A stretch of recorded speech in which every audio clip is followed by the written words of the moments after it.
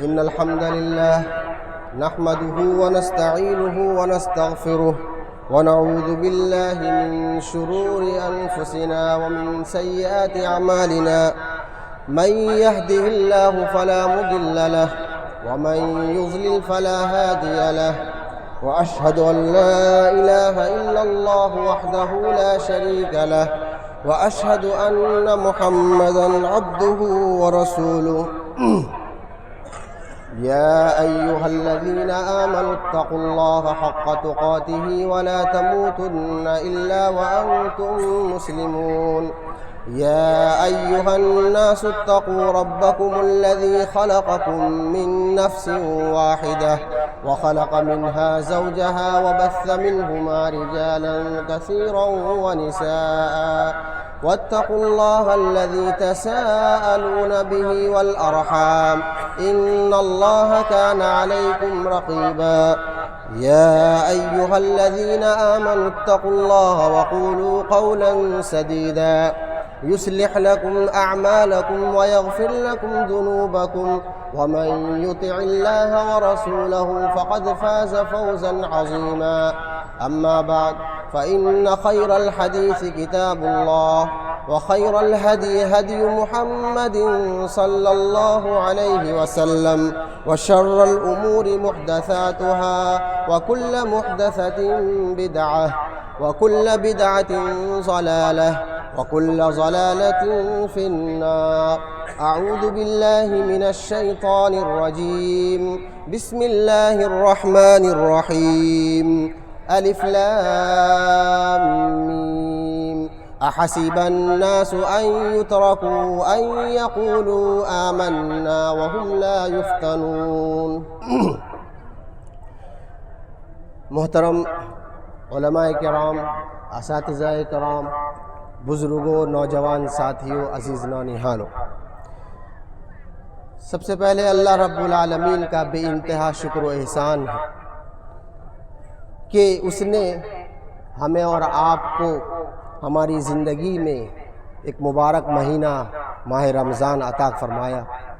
ہم اس مبارک مہینے کے 30 روزے رکھ کر آج اللہ رب العالمین کے شکرانے کے طور پر عیدگاہ کی اس محفل میں ہم لوگ جمع ہوئے ہیں۔ اللہ تعالیٰ سے دعا ہے کہ پروردگارہ، ہم گنہگاروں نے جو بھی ٹوٹی پھوٹی عبادتیں کی ہیں، پروردگارہ انہیں قبول فرما لے، اور پروردگارہ ہم سب کو عید کی سچی سعادت اور خوشی نصیب فرما، آمین۔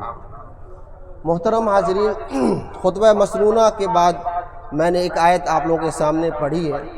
اس آیت کی روشنی میں آج کے خطبے میں آپ کے سامنے عید الفطر کے پیغام کے طور پر 3 اہم باتیں لے کے آیا ہوں۔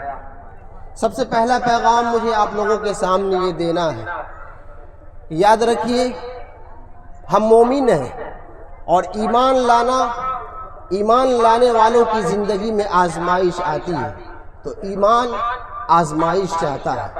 رب العالمین کا فرمان ہے، الف لام میم احسب الناس ان یترکوا ان یقولوا آمنا وهم لا یفتنون۔ اللہ رب العالمین نے فرمایا کہ لوگ یہ گمان کرتے ہیں، لوگ یہ سمجھتے ہیں کہ وہ صرف یہ دعویٰ کرنے کے بعد کہ ہم اللہ پر ایمان لے آئے، کیا ہم انہیں آزمائے بغیر، امتحان لیے بغیر یوں ہی چھوڑ دیں گے؟ نہیں، ہرگز نہیں میرے بھائیوں، یہ دنیا دار الامتحان ہے۔ یہاں مومن کو ہر وقت آزمائشوں سے گزرنا ہوگا۔ قدم قدم پر اللہ رب العالمین امتحان لینے کے لیے بیٹھا ہوا ہے۔ ہم نے ایمان لایا ہے، ہم اگر مومن ہیں اور رب العالمین کی ذات پر ہمارا یقین ہے تو اس بات کو مانتے ہوئے چلیے کہ ہماری زندگی میں آزمائش آئے گی، قدم قدم پہ آزمائش ہوگی، راہ راہ پہ آزمائش ہوگی، ہر آن ہمیں اللہ رب العالمین آزمائشوں سے نوازے گا، آزمائشیں لیتا رہے گا۔ آپ نبیوں کی زندگیوں کو دیکھیے، نبیوں کی زندگیوں کو دیکھیے گا، آپ کو ان کی زندگی میں قدم قدم پر آزمائشیں نظر آئیں گی، ہر آن میں ان کی زندگی میں مشکلات نظر آئیں گے۔ اس لیے میرے بھائیوں یاد رکھیے کہ ہم نے ایمان لایا ہے تو ہماری زندگی میں بھی آزمائشیں آئیں گی، اسی طرح سے جس طرح سے صحابہ کرام کو ایمان لانے کی وجہ سے آزمائشوں سے دوچار ہونا پڑا۔ آپ صحابہ کرام کی زندگیوں کو پڑھیں گے کہ انہوں نے صرف اس بات پر انہیں مارا گیا، صرف اس بات کی وجہ سے انہیں ستایا گیا، صرف اس بات کی وجہ سے ان پہ ظلم و ستم کے پہاڑ توڑے گئے، کیونکہ انہوں نے صرف یہ کہا تھا کہ ہم ایک اللہ کو مانتے ہیں۔ ساری خداؤں کو انہوں نے انکار کر دیا تھا۔ اسی ایمان لانے کی پاداش میں صحابہ کرام کو چٹیل میدان میں لٹا دیا گیا، ان کے جسم پر بھاری بھاری چٹان رکھ دیے گئے، بلکہ گرم آگ پر اور ریت پر جو ہے ان کو لٹا دیا جاتا تھا، پھر بھی ہمارے صحابہ کرام کی زندگی میں ایمان سے ذرا بھی جنبش نہیں آتی تھی۔ اتنی اذیتیں دی گئی، اتنی امتحانیں آئے کہ صحابہ کرام کا ایمان اور صبر بھی جو ہے کھو گیا، اور انہوں نے آخر میں آ کر کے پیارے نبی صلی اللہ علیہ وسلم سے آ کے درخواست کر دی، اے اللہ کے نبی آخر یہ اذیت کب تک ہم سہتے رہیں گے؟ اللہ سے دعا کر دیجئے کہ یہ اذیت سے اللہ تعالیٰ چھٹکارا دے دے۔ پیارے نبی نے کیا فرمایا؟ آپ ٹیک لگائے ہوئے تھے، کہا کہ اتنے جلدی تم بے صبر ہو گئے ہو؟ ارے تم سے پہلے جن لوگوں نے ایمان لایا تھا، جانتے ہو اس ایمان لانے کی وجہ سے ان کے ساتھ کیا کیا گیا؟ اچھے اچھے ایمان والوں کو زندہ زمین میں گاڑ کر کے جس طرح لکڑی کو چیرا جاتا ہے، اس طرح سے اس کے سر پہ آرا کو چلا کر کے دو ٹکڑے کر دیے گئے تھے۔ لوہوں کی کنگھیوں سے لے کر کے ان کے جسم سے جو گوشت ہے ان کو ادھیڑ کر کے رکھ دیا گیا، اس قدر ستایا گیا، پھر بھی ان کے ایمان میں ذرا برابر بھی لغزش نہیں آئی، وہ ثابت قدم رہے اور ٹکے رہے۔ اس لیے میرے بھائیوں یاد رکھو، ہم بھی ایمان والے ہیں، ہم بھی مسلمان ہیں، اور آج کے زمانے میں بھی ہمارے ایمان پہ ڈاکہ پڑنے والا ہے۔ ہم کو توحید سے پھرنے کے لیے دشمنان اسلام نئے نئے حربے اپنا رہے ہیں، نئے نئے حملے کر رہے ہیں۔ اس لیے میرے بھائیوں یاد رکھیے، آپ مر جائیے، کٹ جائیے، لیکن ایمان کا سودا مت کیجیے گا۔ آپ کے دل میں جو توحید ہے، جو اللہ پر، اللہ وحدہ لا شریک کا جو اقرار آپ نے کیا ہے، اس پہ جم جائیے۔ ان الذین قالوا ربنا اللہ ثم استقاموا، آپ نے اگر کہہ دیا کہ ہم اپنے اللہ کو اپنا رب مان لیے ہیں، تو جب مان لیے ہیں تو اس پہ جمے رہیے، چاہے آپ کے ٹکڑے ٹکڑے کر دیے جائے یا آپ کو جلا کر کے راکھ کر دیا جائے، لیکن آپ کے ایمان میں ذرا بھی جنبش نہیں آنی چاہیے۔ اور ان دشمنان اسلام کو للکار کے کہہ دیجئے، توحید کی امانت سینوں میں ہے ہمارے، توحید کی امانت سینوں میں ہے ہمارے، آسان نہیں مٹانا نام و نشاں ہمارا۔ یہ پہلا پیغام ہے کہ محترم بھائیوں، اگر ہم ایمان والے ہیں تو ہماری زندگی میں آزمائش آئیں گی، ہم اس پہ صبر کریں اور ڈٹے رہیں۔ اللہ تعالیٰ کی وحدانیت کو اقرار کیا ہے تو مرتے دم تک ہم موحد بن کر کے اس دنیا سے جائیں۔ دوسرا اہم پیغام جو آپ کے سامنے پیش کرنا ہے وہ یہ ہے کہ اللہ رب العالمین کی ذات سے کبھی بھی نا امید نہ ہونا، اللہ کی رحمت سے کبھی بھی مایوس نہ ہونا۔ ہماری زندگی میں کبھی کبھی ایسے حالات پیدا ہوں گے، ایسے روڑے آئیں گے اور ایسا سچویشن کریٹ ہو جائے گا جہاں پہ لگے گا کہ ہم بے بس ہو چکے ہیں، ہم بے سہارا ہو چکے ہیں، اب اس کے آگے آپ کو کوئی راستہ نظر نہیں آئے گا۔ دل چاہے گا کہ ہم سوسائڈ کر لیں، دل چاہے گا کہ پتہ نہیں ہم کیا کر لیں۔ ہم ایسے حالات میں اگر آ جائیں تو ایسے حالات میں بھی اللہ کی ذات سے آپ نا امید نہ ہو، کہ نا امیدی کفر ہے۔ لا تقنطوا من رحمت اللہ کا اعلان یہ ہمیشہ ہمیشہ کے لیے ہے کہ اللہ کی ذات سے مومنوں کو کبھی بھی مایوس نہیں ہونا چاہیے۔ حالات کتنے بھی سنگین کیوں نہ ہو، اس وقت بھی آپ کو اللہ کی ذات پر بھروسہ کرنا چاہیے۔ کیسا بھروسہ، کیسا ایمان؟ ویسا ایمان جیسا ایمان کہ موسیٰ علیہ السلام نے اللہ پر کیا تھا۔ جب موسیٰ علیہ السلام نے اپنی قوم کو، بنی اسرائیل کو فرعون کے ظلم و جبریت سے، ظلم و ستم سے بچا کر کے گاؤں سے چھپتے چھپاتے جب وہ گھر سے باہر نکل رہے تھے، بستی سے باہر جا رہے تھے تاکہ فرعون کی غلامی سے آزادی دلا دیا جائے، ہوا کیا؟ قرآن کہتا ہے کہ جب یہ فرعون کے ظلم سے بچاتے ہوئے موسیٰ علیہ السلام اپنی قوم کو لے جا رہے تھے تو سامنے سمندر حائل ہو گیا، اور ادھر سے فرعون اپنے لاؤ لشکر کے ساتھ اس کا تعاقب کرتے ہوئے پیچھے ہوئے آ گیا۔ قرآن نقشہ کھینچتا ہے، قال اصحاب موسیٰ انا لمدرکون۔ جب موسیٰ علیہ السلام کی قوم نے دیکھا سامنے سمندر ہے اور پیچھے فرعون کا لشکر ہے، ایسا سچویشن ہے آگے جائیں گے تب بھی مریں گے اور نہیں جائیں گے تب بھی فرعون کے ہاتھوں ہم پھر سے غلامی کے زنجیر میں پھنس جائیں گے۔ ایسے وقت میں وہ لوگ مایوس ہو گئے اور کہہ دیا انا لمدرکون، اب تو ہم کام سے گئے، اب تو ہم گئے۔ لیکن موسیٰ علیہ السلام کا ایمان دیکھیے، موسیٰ علیہ السلام بظاہر کوئی راستہ نظر نہیں آ رہا ہے، نکلنے کا کوئی راہ نہیں ہے، اب مرنا ہی مرنا یہ طے ہو گیا تھا۔ لیکن ایسی حالت میں بھی موسیٰ علیہ السلام نے کیسا ایمانی جذبہ اور کیسا ولولہ انگیز آپ کا ایمان تھا، آپ نے کہا قال کلا ان معی ربی سیہدین، ہرگز نہیں، حالات جتنے بھی سنگین کیوں نہ ہو، بھلے سے بظاہر نظر نہیں آ رہا ہے کوئی راستہ، لیکن اللہ میرے ساتھ ہے اور اللہ کی ذات پر مجھے امید ہے، اللہ کی ذات سے میں کبھی مایوس نہیں ہونے والا ہوں، اللہ میرے لیے راستہ نکالے گا۔ فوراً آسمان سے وحی نازل ہوتی ہے، موسیٰ اپنے لاٹھی کو سمندر میں مارو، فانفلق فکان کالطود العظیم، یہ سمندر جو ہے اپنے راستے جو ہے دے دیے اور راستہ بنتا گیا، بنی اسرائیل نجات پا لیے اور فرعون جو ہے اسی میں غرق آپ کر دیا گیا۔ تو میرے بھائیوں، ہماری زندگی میں بھی ایسے مایوس کن حالات آ جائیں گے، ایسا لگے گا کہ اب ہمارا والد زندہ نہیں رہے گا، ہمارا بھائی زندہ نہیں رہے گا، ہمارا پڑوسی زندہ نہیں رہے گا، یا اب ہم کنگال ہو گئے، دوبارہ ہم اٹھ نہیں سکتے، اب سوسائڈ کے علاوہ یا مرنے کے انتظار کرنے کے علاوہ ہمارے پاس کوئی چارہ نہیں۔ اللہ کے واسطے ایسے حالات میں بھی موت کی دہلیز پہ کھڑے ہو کر بھی اللہ کی ذات سے نا امید نہیں ہوئیے گا۔ اللہ کی ذات بڑی رحیم ہے، بڑا کریم ہے، وہ ہماری دعاؤں کو سننے والا ہے۔ دل سے دعا کیجئے، اللہ رب العالمین ایسے حالات میں بھی جہاں کچھ نظر نہیں آئے گا، اللہ تعالیٰ راستہ آپ کے لیے نکالے گا۔ اس لیے دوسرا یہ پیغام ہمارے لیے، آپ لوگوں کے لیے ہے کہ حالات کتنے بھی خراب ہو، اللہ کی ذات سے نا امید نہ ہونا۔ آخری پیغام اور بہت ہی اہم پیغام خصوصاً نوجوانوں کے لیے ہے، اپنے ماں باپ کے ساتھ حسن سلوک کیجئے، اپنے ماں باپ کے ساتھ حسن سلوک کیجئے۔ اللہ رب العالمین نے کیا فرمایا؟ وَقَضَىٰ رَبُّكَ أَلَّا تَعْبُدُوا إِلَّا إِيَّاهُ وَبِالْوَالِدَيْنِ إِحْسَانًا إِمَّا يَبْلُغَنَّ عِندَكَ الْكِبَرَ أَحَدُهُمَا أَوْ كِلَاهُمَا فَلَا تَقُل لَّهُمَا أُفٍّ وَلَا تَنْهَرْهُمَا وَقُل لَّهُمَا قَوْلًا كَرِيمًا۔ میرے بھائیو، اللہ رب العالمین نے توحید کے بعد کہا کہ میری عبادت کرو، اور توحید کے فوراً بعد کہا وَبِالْوَالِدَيْنِ إِحْسَانًا، اپنے ماں باپ کے ساتھ حسن سلوک کرو، اپنے ماں باپ کے ساتھ اچھا رویہ اختیار کرو۔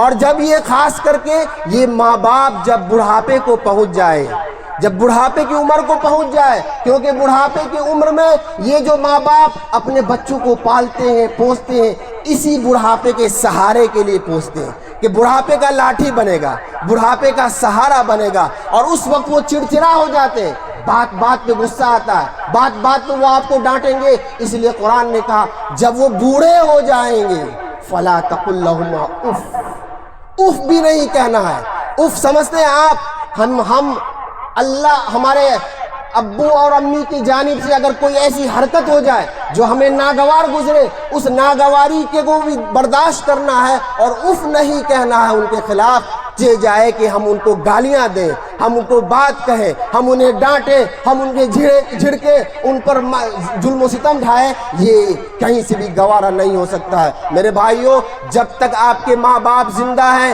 یاد رکھیے یہ دنیا کی سب سے عظیم نعمت ہے۔ آپ ہلہ کرتے ہیں، آپ سوال کرتے ہیں کہ مولانا صاحب ہم کامیاب کیسے ہوں گے، ہمیں اونچا مقام کیسے ملے گا، ہم دنیا میں نام روشن کرنے والے کیسے بنے، اونچے اونچے عہدوں پہ ہم کیسے پہنچے۔ کتابوں کا رٹا مارتے جائیے گا، پوری رات آپ پڑھتے رہیے گا، لیکن گھر میں بیٹھے ہوئے جو آپ کے پاس عظیم سرمایہ، عظیم نعمت ماں باپ کی شکل میں موجود ہے، اگر وہ ناراض ہے تو آپ دنیا میں کامیاب نہیں ہو سکتے، آخرت میں تو چھوڑ ہی دیجیے۔ آپ ماں باپ کو ناراض کر کے یہ چاہتے ہیں کہ اونچے عہدوں پہ چلے جائیں، یہ کبھی نہیں ہو سکتا ہے۔ اگر آپ دنیا میں اور آخرت میں اونچا مقام حاصل کرنا چاہتے ہیں تو وہ جو نعمت آپ کے پاس ہے اس کی قدر کیجیے۔ اور جانتے ہیں یہ ماں باپ کتنی عظیم ہستی ہے؟ اویس قرنی رحمہ اللہ کا نام آپ نے سنا ہے۔ اویس قرنی رحمہ اللہ یہ تابعی ہے، تابعی، اور تابعی کے بارے میں پیارے نبی صلی اللہ علیہ وسلم بشارت دیتے ہیں۔ حضرت عمر بن خطاب رضی اللہ عنہ کو کہتے ہیں کہ جب اویس قرنی سے تمہاری ملاقات ہو تو اویس قرنی کو کہنا اس سے دعا کروانا، اپنے لیے ہو سکے تو مغفرت کی دعا کروا لینا۔ ذرا غور کیجئے کہ صحابی کو کہا جا رہا ہے، اور صحابی سے نیچے مقام ہوتا ہے تابعی کا۔ صحابی سے عمر بن خطاب رضی اللہ عنہ جلیل القدر صحابی، ان سے پیارے نبی کہتے ہیں جب اویس قرنی سے تمہاری ملاقات ہو تو ان سے اپنے لیے دعا کروا لینا۔ اللہ اکبر، اتنا اونچا مقام کہ صحابی کو کہا جا رہا ہے ایک تابعی سے دعا کروانے کے لیے۔ یہ اونچا مقام ان کو صرف اور صرف ان کی والدہ کی خدمت کرنے کی وجہ سے حاصل ہوا۔ وہ پیارے نبی صلی اللہ علیہ وسلم کے زمانے میں زندہ تھے، وہ پیارے نبی سے ملاقات کر سکتے تھے، لیکن ماں کی خدمت کرنے کی وجہ سے، ماں کو چھوڑ کر کیسے جائیں پیارے نبی سے ملنے کے لیے، وہ ماں کی خدمت میں لگے رہے اور پیارے نبی سے ملاقات کا شرف نہیں کیے، اسی لیے یہ اونچا مقام حاصل ہوا ہے۔ میرے بھائیوں، اونچا مقام حاصل کرنا ہے تو اپنے ماں باپ کی قدر کیجئے، اور ماں باپ کی قدر جیتے جی نہیں ہوتا ہے ہم نوجوانوں کو۔ کیوں؟ آج اس نوجوان سے پوچھیے، آج ان لوگوں سے پوچھئے جو آج نئے کپڑے پہنتے ہوئے ان کے آنکھوں سے آنسو گرے ہوں گے کیونکہ پچھلی عید میں وہ اپنے والد کے ساتھ نیا کپڑا پہنا ہوگا۔ آج وہ عیدگاہ کی جانب جب آئے ہوں گے تو ہر قدم پہ ان کا دل رو رہا ہوگا کیونکہ اس عیدگاہ کو آتے ہوئے کبھی اپنے باپ کے ساتھ وہ اس عیدگاہ میں آیا کرتے تھے۔ آج وہ ان کا والد جو ہے قبر کے سائے میں ہے، وہ مٹی کے تلے دفن ہو چکے ہیں۔ آج اسے محسوس ہو رہا ہوگا ایسے بچوں کو جن کا والد کا سایہ ان کے سر سے دور ہو گیا ہوگا۔ ان سے پوچھئے جا کر کے کہ باپ کیا چیز ہوتی ہے، ماں کیا چیز ہوتی ہے۔ ہمارے پاس موجود ہوتے ہوئے بھی ہم ان کی قدر نہیں کرتے ہیں، ہم ناقدری کرتے ہیں، ہم ناشکری کرتے ہیں۔ بلکہ کتنے والدین ایسے ہیں جو بیٹا اور بیٹی کی وجہ سے زندگی کے آخری گھونٹ رو رو کر کے گزار رہے ہیں، مرنا اس کے لیے بہتر ہے، وہ ایسی زندگی گزار رہے ہیں۔ یہ آج کے نئی نسل کے نوجوان جو ہے پڑھ لیتے ہیں اور پڑھ کر کے کیا سمجھتے ہیں ہم بڑا آدمی ہو گئے۔ جو باپ کھیت کھلیان کر کے، جو مزدوری کر کے اس کو بڑا آدمی بنایا ہے، آج اسی باپ کو وہ کیا کہتا ہے، یہ میرا باپ نہیں، دس از مائی سرونٹ ہے، یہ میرا نوکر ہے۔ باپ کو باپ بتلاتے ہوئے شرم آتا ہے۔ شاعر نے کیا کہا، میں ایسی ساری کتابوں کو قابل ضبطی سمجھتا ہوں جسے پڑھ کے بیٹا باپ کو خبتی سمجھتا ہے۔ اللہ اللہ، آپ کتنے بھی اونچے مقام پہ چلے جائیے، والدین عظیم ہستی ہے، ان کی قدر کر لیجئے۔ رضا الرب فی رضا الوالدین وسخطہ فی سخط الوالدین۔ اگر آپ کا باپ راضی ہے، آپ کی ماں آپ سے راضی ہے تو اللہ رب العالمین آپ سے راضی، اور جس سے اللہ راضی ہوگا دنیا میں بھی کامیاب ہوگا اور آخرت میں بھی کامیابی اسے ہمکنار ہوگا۔ اور وسخطہ فی سخط الوالدین کہا، جس سے ان کے والدین ناراض ہو تو اللہ بھی اس سے ناراض ہوتا ہے، اور جس سے اللہ ناراض ہو اس کی دنیا بھی برباد ہو جائے گی اور آخرت بھی برباد ہو جائے گی۔ یہی میرا اصل پیغام تھا کہ اپنے ایمان کی حفاظت کیجیے، ہر حال میں اللہ کی ذات سے نا امید نہ ہوئیے، اور اپنے ماں باپ جو عظیم ہستی ہے ان کی قدر کیجیے۔ انشاءاللہ ہم دنیا میں بھی سرخرو ہوں گے اور آخرت میں بھی انشاءاللہ سرخرو ہوں گے۔ آخر میں اللہ رب العالمین سے ہم دعا کرتے ہیں کہ پروردگارہ، ہم میں جو یہاں موجود نہیں ہے، جو بیمار ہے، اللہ ان کو شفا کلی عطا فرمائے۔ پروردگارہ، ہم نے جو بھی روزے رکھے ہیں، جو بھی عبادتیں کی ہیں، مولا کریم ہماری عبادتوں کو تو قبول فرما لے۔ پروردگارہ، ہم نے جو تلاوتیں کی ہیں، اللہ ہماری تلاوتوں کو قبول فرما لے۔ ہم نے جو صدقہ و خیرات کی ہیں، مولا کریم ہم اس صدقہ و خیرات کو تو قبول فرما لے۔ پروردگار عالم، ہم میں جو بیمار ہے، بستر مرگ پہ ہیں، وہ تڑپ رہے ہیں اس عیدگاہ کو آنے کے لیے، پروردگارہ ان کو شفا کلی عطا فرما دے، ان کو پھر سے ہمارے پاس بلا دے، ہم سب کے ساتھ عید منانے کی توفیق عطا فرما۔ پروردگارہ، جو اس دنیا سے چلے گئے ہیں، اللہ ان کے گناہوں کو معاف فرما دے، اللہ ان کے قبر کو نور سے بھر دے، اللہ ان کو جنت میں اعلیٰ سے اعلیٰ مقام عطا فرما۔ مولا کریم، ملک اور عالم اسلام بلکہ پوری دنیا کے حالات بڑے سنگین ہوتے جا رہے ہیں، لوگ بدامنی کے شکار ہو رہے ہیں، جنگ کے شکار ہو گئے۔ مولا کریم، ان جنگوں کو تو ختم کروا دے، ملک کو امن والا بنا دے، اللہ سارے عالم کو سلامتی والا بنا دے۔ پروردگارہ، ہم میں سے جو قرض دار ہیں، قرض کے بوجھ تلے دبے ہوئے ہیں، پروردگارہ ان کے قرضوں کو تو دور فرما دے۔ پروردگارہ، جو نوجوان بے روزگار ہیں، پریشان حال ہے، اللہ ان کی پریشانیوں کو دور فرما دے۔ آمین۔ وآخر دعوانا الحمدللہ رب العالمین۔ بارک اللہ لنا ولکم فی القرآن العظیم ونفعنا وإیاکم بالآیات والذکر الحکیم۔